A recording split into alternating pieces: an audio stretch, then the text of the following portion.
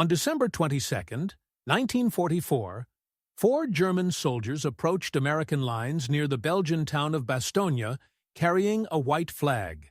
The Germans were emissaries from General Heinrich Freiherr von Lüttwitz, commander of the 47th Panzer Corps, which had surrounded Bastogne and the 18,000 American troops trapped inside.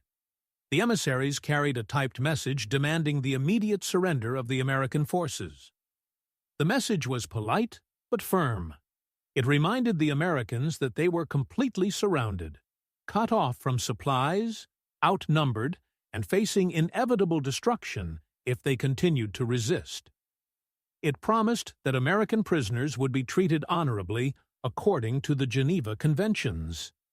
It gave the Americans 2 hours to respond. The German emissaries were blindfolded and led through American lines to the command post of the 101st Airborne Division. There, they presented the surrender demand to Brigadier General Anthony McAuliffe, acting commander of the division. McAuliffe read the message, crumpled it up, and uttered a single word that would become legendary in American military history. "Nuts!" When his staff officers asked what he intended to reply to the Germans, McAuliffe said simply, "That first remark of mine would be hard to beat." And so the official American response to the German surrender demand was typed on a single sheet of paper and delivered to the waiting German emissaries. It read, "To the German commander, nuts, the American commander." The Germans were confused by the response. They did not understand the American slang. When the blindfolds were removed and they were escorted back to their lines, one of the American officers explained, "It means, go to hell." The Siege of Bastogne, one of the most famous defensive actions in American military history, would continue. To understand the Siege of Bastogne, one must understand the larger battle of which it was a part. The Battle of the Bulge, Germany's last major offensive in the West. By December 1944, Germany was losing the war. Allied armies had liberated France and were approaching Germany's western border. Soviet armies were advancing from the east. German cities were being bombed into rubble. The war seemed nearly over. But Adolf Hitler refused to accept defeat. He believed that Germany could still win, or at least force a negotiated peace, if he could deliver a decisive blow to the Western Allies. Hitler conceived a desperate plan: launch a massive surprise offensive through the Ardennes forest in Belgium, break through weak American lines, capture the vital port of Antwerp, split the Allied armies, and force Britain and America to negotiate. The plan was operationally brilliant, but strategically delusional. Germany no longer had the resources for such an offensive. Fuel was critically short. Trained soldiers were scarce. Air support was minimal. But Hitler ordered the attack anyway, gambling everything on one final throw of the dice. The offensive began at 5:30 in the morning on December 16, 1944.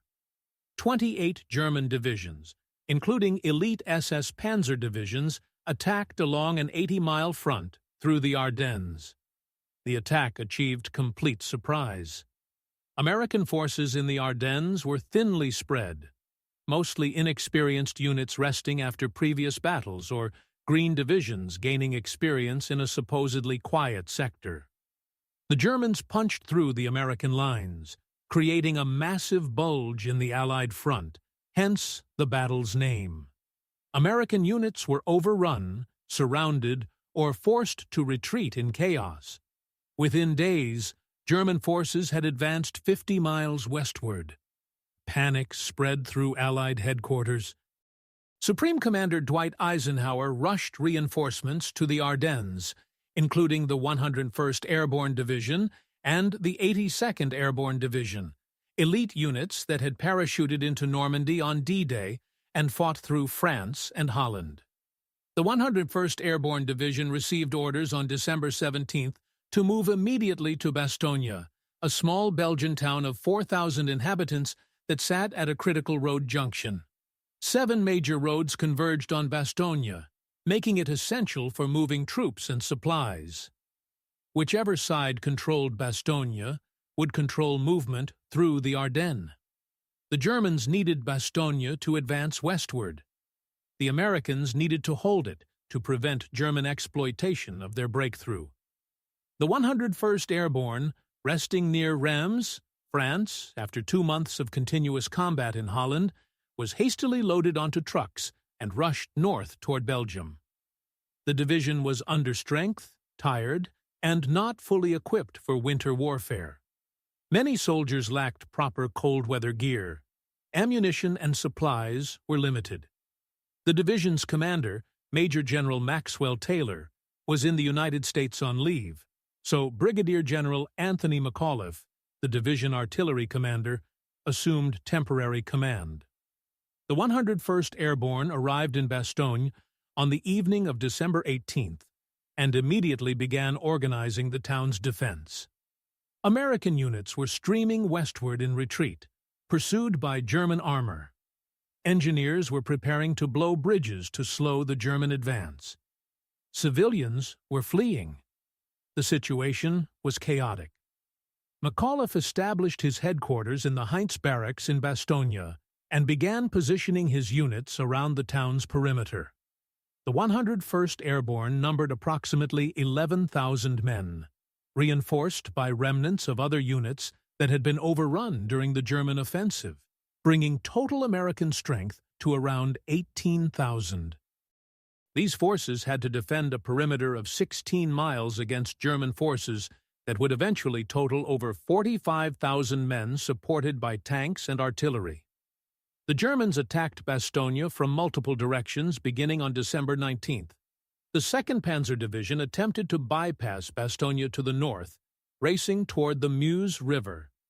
The 26th Volksgrenadier Division and elements of the Panzer Lehr Division attacked Bastogne directly from the east and south. German forces probed the American defenses, looking for weak points. Small unit actions erupted all around the perimeter as German infantry and tanks tested American positions. The 101st Airborne, trained as paratroopers but fighting as infantry, held their ground. The fighting was bitter and close range. German tanks would emerge from the fog and snow, supported by infantry. American soldiers would engage them with bazookas, machine guns, and rifles. The paratroopers had no tanks of their own and very limited anti-tank weapons, but they used terrain, obstacles, and sheer determination to stop German armor. By December 20th, Bastogne was completely surrounded. German forces had closed the ring, cutting all roads into town.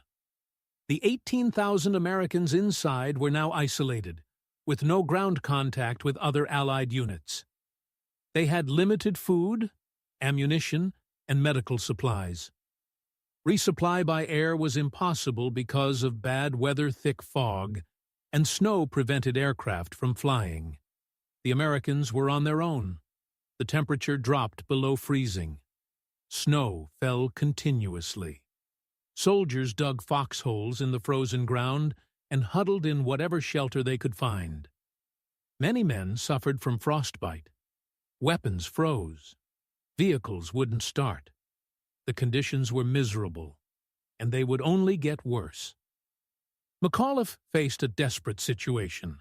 His men were surrounded and outnumbered more than 2 to 1. Supplies were critically short.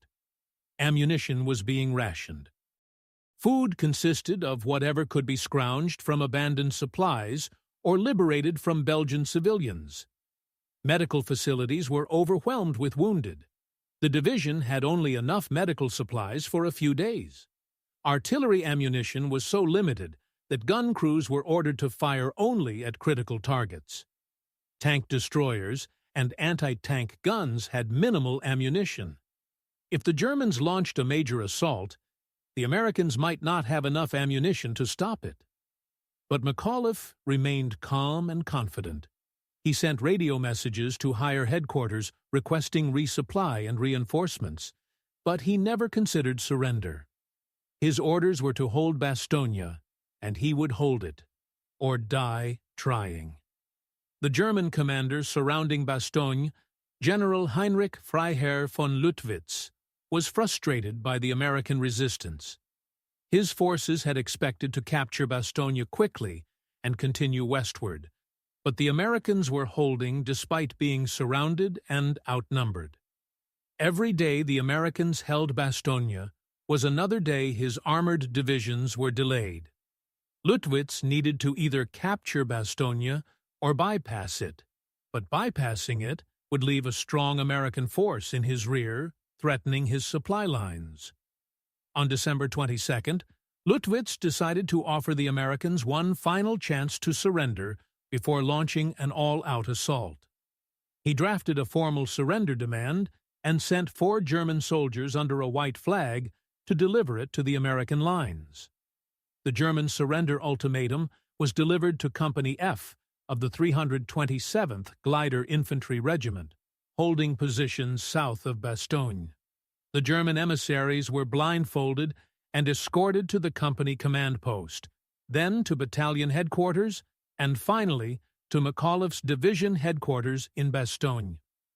The typed message, in English, read, "To the USA commander of the encircled town of Bastogne. The fortune of war is changing. This time, the USA. Forces in and near Bastogne have been encircled by strong German armored units. More German armored units have crossed the river Ourthe near Orthouville, have taken Marche, and reached Saint-Hubert by passing through Homprez-Cibret-Tillé. Libremont is in German hands. There is only one possibility to save the encircled USA troops from total annihilation. That is the honorable surrender of the encircled town. In order to think it over, a term of 2 hours will be granted, beginning with the presentation of this note. If this proposal should be rejected, 1 German artillery corps and 6 heavy AA battalions are ready to annihilate the USA troops in and near Bastogne. The order for firing will be given immediately after this 2 hours term. All the serious civilian losses caused by this artillery fire would not correspond with the well-known American humanity. The German commander." McAuliffe read the message, and his immediate reaction was the single word, "Nuts!" His staff officers laughed. They agreed that it was the perfect response, dismissive, defiant, and quintessentially American. But they needed to draft a formal reply. McAuliffe's operations officer, Lieutenant Colonel Harry Kinnard, suggested that McAuliffe's initial reaction was actually the best possible response. It conveyed American defiance in a way that no formal military language could match. So they typed a brief message on a single sheet of paper. To the German commander. Nuts, the American commander. The message was delivered to the waiting German emissaries who were confused by the slang term. Colonel Joseph Harper, commander of the 327th Glider Infantry, had to explain, "If you don't understand what nuts means, in plain English it is the same as go to hell. And I will tell you something else. If you continue to attack, we will kill every goddamn German that tries to break into this city." The German officers saluted, returned to their lines, and reported to General von Lüttwitz. The Americans had rejected surrender. The battle would continue. The nuts reply became legendary almost immediately. Word spread through the American lines that McAuliffe had told the Germans to go to hell. Morale soared. If the general wasn't worried about being surrounded and outnumbered, then the soldiers wouldn't worry either. The reply demonstrated American courage and humor in the face of overwhelming odds. It showed that the Americans had no intention of surrendering despite their desperate situation. And it sent a clear message to the Germans. The 101st Airborne would fight to the last man before giving up Bastogne. The reply also had propaganda value. When news of McAuliffe's response reached the outside world, it was celebrated as an example of American fighting spirit. Newspapers ran headlines about the defiant one-word answer. Radio broadcasts repeated the story. The siege of Bastogne became a symbol of American determination, and "nuts" became one of the most famous quotes of World War II. The weather remained terrible through December 22nd and 23rd. Thick fog blanketed the Ardennes, snow fell continuously, visibility was measured in yards. Aircraft could not fly, which meant no resupply and no air support. The Americans in Bastogne were slowly starving. Food rations were cut to 1 meal per day. Wounded soldiers lay in makeshift hospitals with minimal medical care. Ammunition was almost exhausted. Artillery batteries were down to 10 shells per gun. Some units reported they had ammunition for only one more firefight. Medical supplies were so short that doctors were reusing bandages and operating without anesthesia. The cold was brutal. Men lost fingers and toes to frostbite. Some soldiers froze to death in their foxholes. Weapons had to be constantly cleared of ice and snow. Vehicle engines were kept running continuously because once they stopped, they might never start again in the cold. Despite these conditions, the Americans held. German attacks on December 23rd and 24th were beaten back with heavy losses. German infantry assaults were stopped by rifle and machine gun fire. German tanks were knocked out by bazookas and the few remaining anti-tank guns. American artillery, despite limited ammunition, fired with devastating accuracy whenever German forces concentrated for an attack. The paratroopers of the 101st Airborne fought with skill and determination. They had been trained as elite light infantry, and they proved their worth in the desperate fighting around Bastogne. Small unit actions were fought in villages, woods, and fields around the perimeter. American platoons and companies held off German battalions and regiments. Individual soldiers performed acts of extraordinary courage, holding positions against impossible odds, conducting local counterattacks, and refusing to yield ground. On December 23rd, the weather finally cleared. For the first time in days, the fog lifted and the sky became visible. Allied aircraft immediately took to the air. C-47 transport planes flew supply missions to Bastogne, dropping ammunition, food, medical supplies, and gasoline by parachute.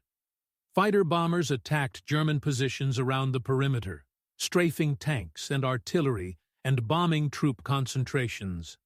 The arrival of air support transformed the situation. The Americans in Bastogne were no longer cut off and starving. Supplies poured in from the sky. Wounded soldiers could be evacuated by air. German forces around Bastogne were subjected to continuous air attack. The psychological impact was enormous. The Americans inside Bastogne knew they had not been abandoned. Help was coming, even if it had to come from the air. And the Germans realized that time was running out. If they didn't capture Bastogne soon, American reinforcements would arrive, and the opportunity would be lost. Outside Bastogne, General George S. Patton was driving his Third Army north at maximum speed to relieve the encircled garrison. Patton had been conducting offensive operations in eastern France when the German attack began. Eisenhower ordered him to disengage, turn his entire army 90 degrees north, and attack into the southern flank of the German Bulge. It was an extraordinarily difficult maneuver, moving an entire army across icy roads in winter while maintaining combat effectiveness, but Patton accomplished it in record time. By December 22nd, elements of Patton's 4th Armored Division were fighting their way north toward Bastogne. The Germans fought desperately to stop Patton's advance. They knew that if Patton reached Bastogne, the siege would be broken and the German offensive would fail. German forces established defensive lines across Patton's path. American tanks and infantry had to fight for every mile. Progress was slow and costly, but Patton kept pushing, driving his divisions forward regardless of losses. Inside Bastogne, the Americans prepared for a final German assault. Intelligence reports indicated that the Germans were massing forces for an all-out attack on December 25th, Christmas Day. The Americans strengthened their positions, redistributed ammunition, and prepared for the worst. McAuliffe issued a Christmas message to his troops. "What's merry about all this, you ask? We're fighting. It's cold. We aren't home." All true, but what has the proud Eagle Division accomplished with its worthy comrades of the 10th Armored Division, the 705th Tank Destroyer Battalion, and all the rest? Just this. We have stopped cold everything that has been thrown at us from the north, east, south, and west. We have identifications from 4 German panzer divisions, 2 German infantry divisions, and 1 German parachute division. These units, spearheading the last desperate German lunge, were headed straight west for key points when the Eagle Division was hurriedly ordered to stem the advance. How effectively this was done will be written in history, not alone in our division's glorious history, but in world history. The Germans actually did surround us. Their radios blared our doom. Their commander demanded our surrender in the following impudent arrogance: "The fortune of war is changing. This time, strong German armored units have encircled you. Allied troops are counterattacking in force. We continue to hold Bastogne. By holding Bastogne, we assure the success of the Allied armies. We know that our division commander, General Taylor, will say, 'Well done! We are giving our country and our loved ones at home a worthy Christmas present, and being privileged to take part in this gallant feat of arms are truly making for ourselves a Merry Christmas.'" The predicted German assault came on December 25th. German forces attacked from multiple directions, supported by tanks and heavy artillery.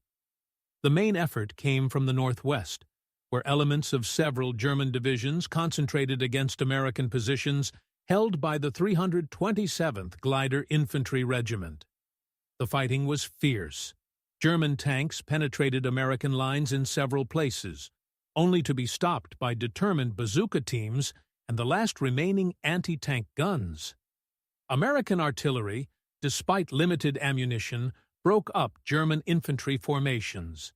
Small groups of American soldiers fought isolated actions, holding farmhouses and crossroads against overwhelming numbers.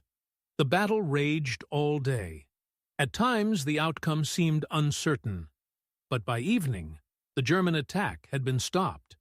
The Americans still held Bastogne. German losses were catastrophic. Hundreds of soldiers killed and dozens of tanks destroyed. The Germans had thrown everything they had at Bastogne and failed to break through. On December 26th, lead elements of Patton's 4th Armored Division broke through German lines south of Bastogne and established contact with the 101st Airborne. The siege was over. A narrow corridor had been opened, allowing supplies and reinforcements to reach Bastogne by road. The psychological impact was enormous. The Americans inside Bastogne erupted in cheers when they learned that Patton had arrived. The Germans, realizing that their opportunity had passed, began withdrawing forces from around Bastogne to defensive positions elsewhere. The Battle of the Bulge would continue for several more weeks, but the failure to capture Bastogne was a turning point. The Germans had lost their momentum. The Allies had stabilized the front. Germany's last offensive in the West had failed. The siege of Bastogne lasted from December 20th to December 26th, 1944, 7 days, during which 18,000 American soldiers held off 45,000 Germans in brutal winter conditions with limited supplies. American casualties during the siege were approximately 2,000 killed, wounded, or missing. German casualties were significantly higher, estimated at over 5,000. The 101st Airborne Division and the other units that defended Bastogne earned a Presidential Unit Citation, one of the highest honors the United States military can award. Individual soldiers received numerous decorations for valor, including several medals of honor. The defense of Bastogne became one of the most celebrated actions in American military history, taught at military academies and studied by military historians as an example of how to conduct a successful defensive operation against superior forces. But the human cost was enormous. 2,000 American casualties meant 2,000 families receiving telegrams informing them that their son, husband, or father had been killed or wounded. Many of the wounded suffered from severe frostbite and would lose fingers, toes, or limbs to amputation. The psychological trauma affected many survivors for the rest of their lives. Combat in winter conditions, surrounded and outnumbered, fighting for days without adequate food or rest, leaves scars that never fully heal. The veterans of Bastogne would carry those scars forever, and the Belgian civilians caught in the battle suffered terribly. Bastogne was heavily damaged by German artillery. Hundreds of civilians were killed or wounded. Many lost their homes and possessions. The town would take years to recover from the battle. The strategic importance of Bastogne's defense cannot be overstated. By holding the road junction, the Americans prevented German armored divisions from exploiting their breakthrough. German forces had to either stop and attack Bastogne or bypass it, leaving strong American units in their rear. Either way, the German advance was slowed. This delay gave Eisenhower time to move reinforcements into the Ardennes and establish defensive lines. It allowed Patton to turn his Third Army north and counterattack. It gave the weather time to clear, allowing Allied air power to intervene. If Bastogne had fallen on December 22nd, as the Germans expected, German armored divisions would have had a clear road westward. They might have reached the Meuse River. They might have captured Allied supply dumps. The Battle of the Bulge might have lasted weeks longer and cost far more casualties. Bastogne's defense shortened the battle and saved lives. The nuts reply has been debated and analyzed for decades. Some historians suggest it was a brilliant psychological warfare move, demonstrating American confidence and demoralizing the Germans. Others argue it was simply McAuliffe's honest reaction, not calculated for effect. McAuliffe himself said later that he didn't think much about it at the time, it was just his immediate response to an absurd demand. But, intentional or not, the reply had enormous impact. It became a rallying cry for American forces throughout the Ardennes. It demonstrated that Americans could maintain their sense of humor even in desperate circumstances.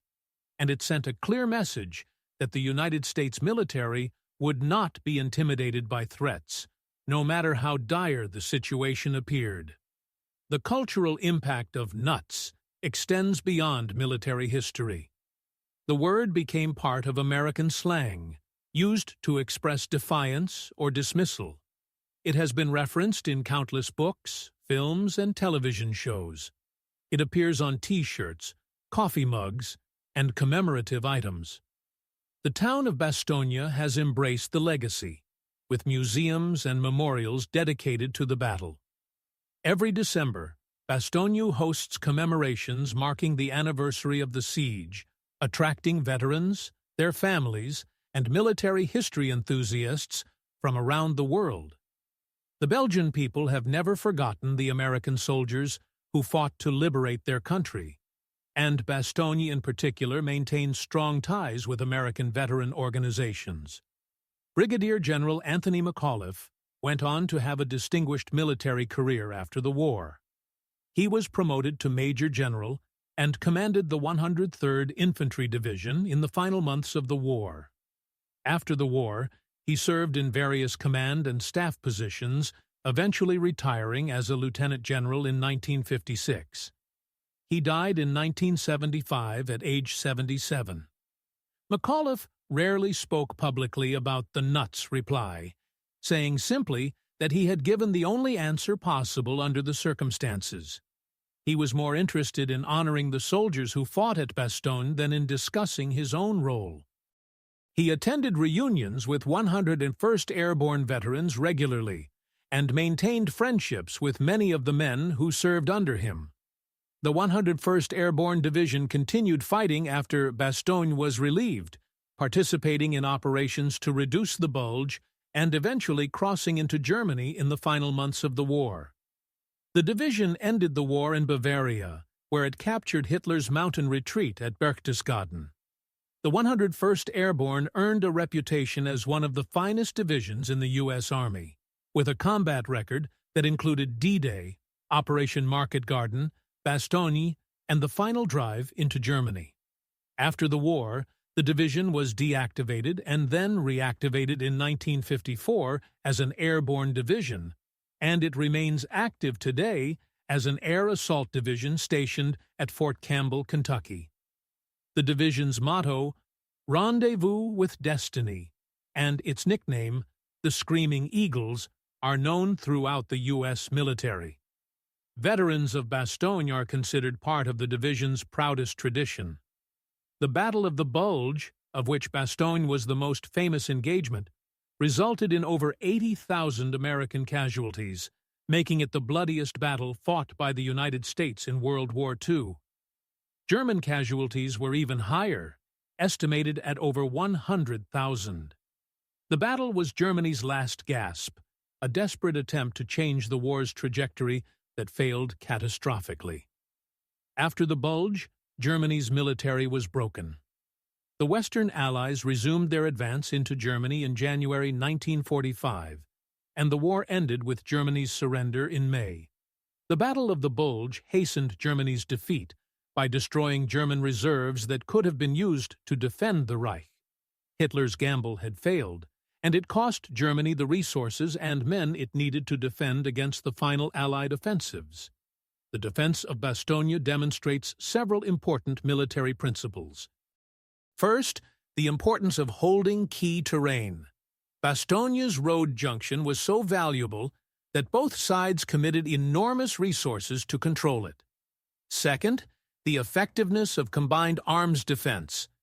Even without tanks or significant air support, the Americans used infantry, artillery, and anti-tank weapons in combination to defeat German armor.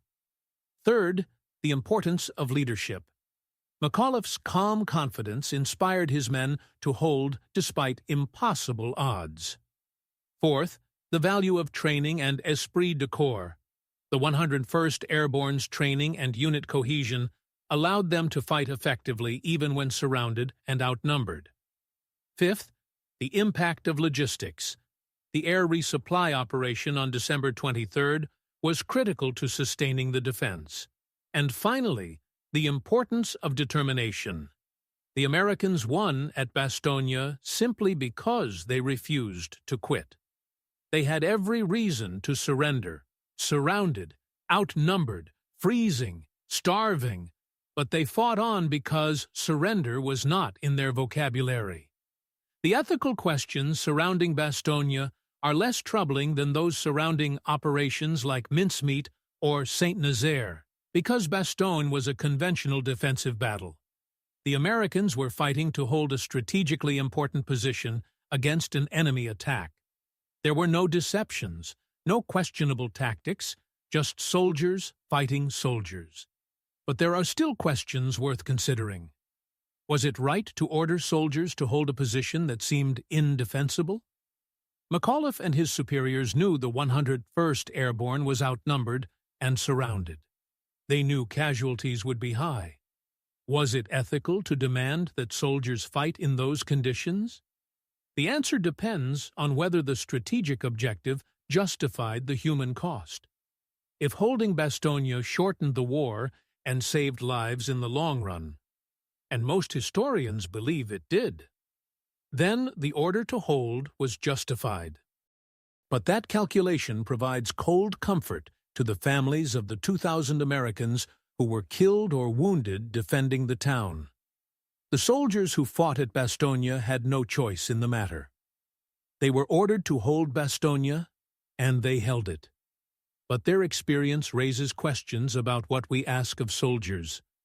We ask them to endure terrible conditions, risk death, watch their friends die, kill enemy soldiers, and live with those experiences for the rest of their lives.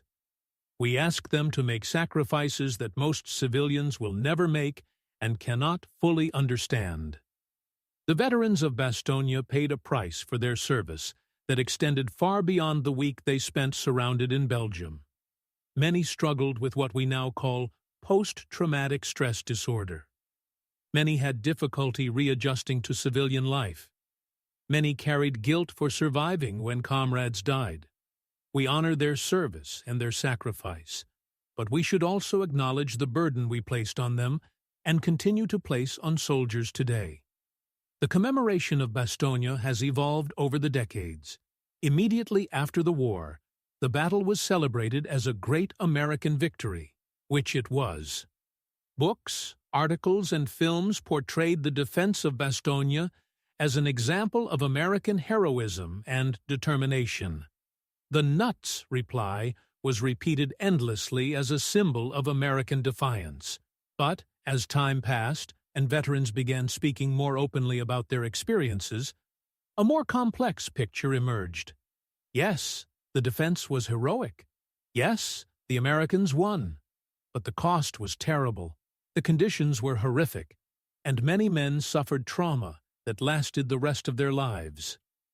Modern commemorations try to balance celebration of the victory with acknowledgement of the human cost. They honor the soldiers who fought while being honest about what combat really means. The story of Bastogne has been told in numerous films and television series, most notably in the HBO miniseries Band of Brothers, which depicted the 101st Airborne's experiences throughout the war, including Bastogne. The series brought the battle to a new generation and sparked renewed interest in World War II history. The series' portrayal of the freezing conditions, the desperate fighting, and the camaraderie among soldiers was praised by veterans as accurate. The episode depicting Bastogne, titled The Breaking Point, showed the psychological toll of combat and the way soldiers cope with fear, cold, hunger, and the constant threat of death. It remains one of the most powerful depictions of combat in film or television.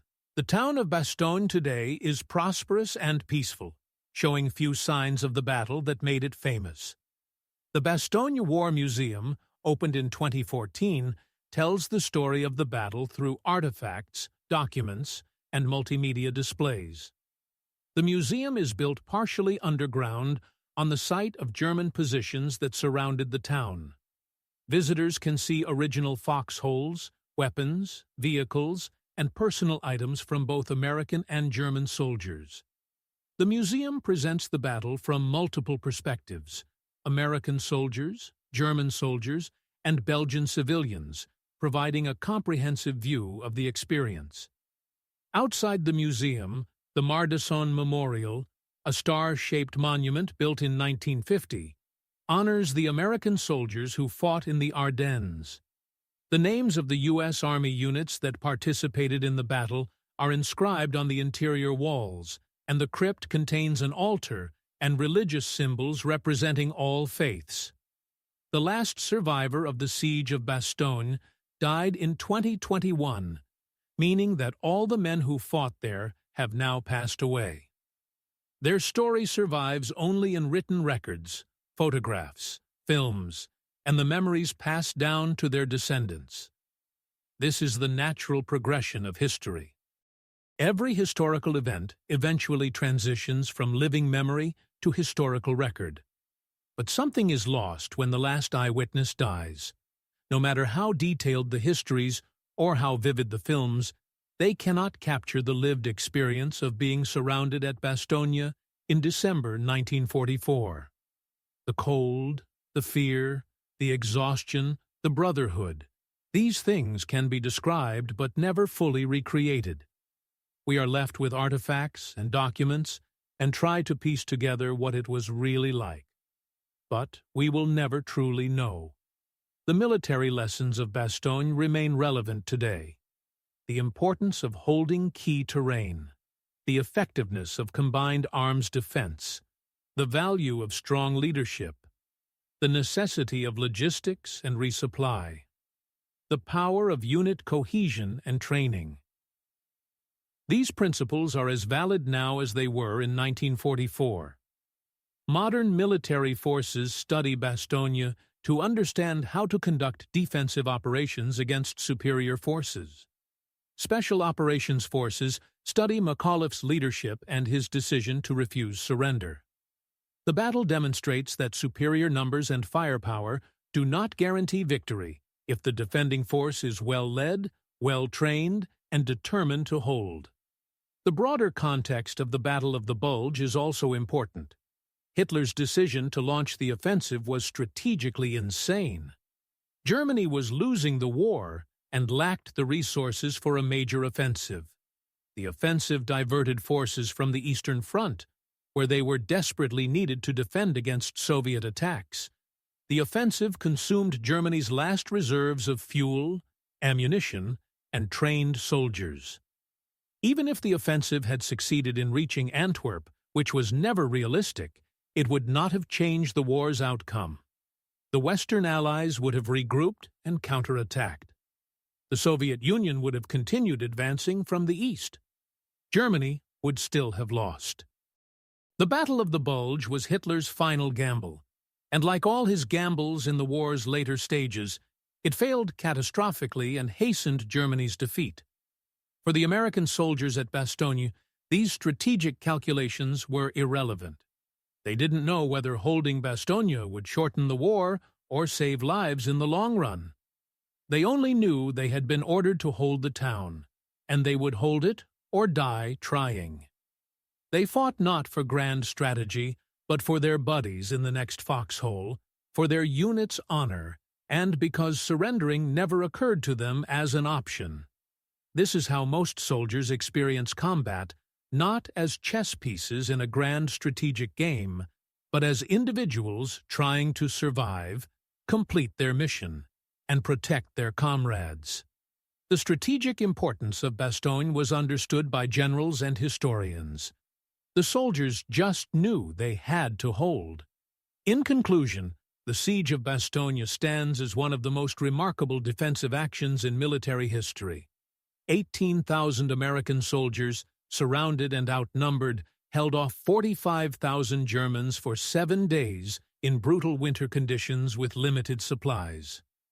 When offered the chance to surrender, Brigadier General Anthony McAuliffe responded with a single defiant word: "Nuts!" The reply became legendary, symbolizing American determination and courage. The defense of Bastogne prevented German forces from exploiting their breakthrough during the Battle of the Bulge, allowing Allied forces to stabilize the front and eventually counterattack. The human cost was terrible. 2,000 American casualties and thousands more Germans, but the strategic benefit justified the sacrifice. The battle shortened the war and saved lives in the long run. The men who fought at Bastogne paid a price for that victory, enduring cold, hunger, fear, and trauma that many carried for the rest of their lives. We honor their service and their sacrifice while acknowledging the burden we placed on them. Nuts became more than a reply to a surrender demand. It became a statement about who Americans are and what they stand for. It means we will not be intimidated. We will not surrender. We will fight, regardless of the odds. That spirit, demonstrated at Bastogne in December 1944, remains part of American military culture today.